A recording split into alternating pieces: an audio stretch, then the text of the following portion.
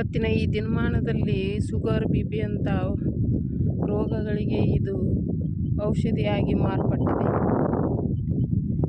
ಇದನ್ನು ಪ್ರತಿದಿನ 10 ರಿಂದ 15 ಎಲೆ ನಾವು ಆಹಾರದಲ್ಲಿ ಸೇವಿಸಿದರೆ BP ಮತ್ತು ಶುಗರ್ನಂತಹ ಕಾಯಿಲೆಗಳಿಗೆ ನಾವು ಅವಶ್ಯಕತೆಯೇ ಇಲ್ಲ. ಇದೇ ಔಷಧಿಯಾಗಿದೆ. ಇದನ್ನು ನಾವು ಕಸ ಎಂದು ಕಿತ್ತು ಹಾಕುತ್ತೇವೆ. ಆದರೆ ಈ ಕಸದಿಂದ ಉಪಯೋಗ ಏನಿದೆ ಅನ್ನೋದು ಜನಗಳಿಗೆ ಈಗ ತಿಳಿತಾ ಇದೆ. ಈ ಔಷಧಿ ಎಲ್ಲರಿಗೂ ಉಪಯುಕ್ತ, ಯಾವಾಗಲೂ ಉಪಯುಕ್ತ. ಇದನ್ನು ಮೊದಲು ಎಲ್ಲರೂ ಆಹಾರದಲ್ಲಿ ಸೇವಿಸುತ್ತಿದ್ದರು. ನಮ್ಮ ತಾತ ಅಜ್ಜಿಯರು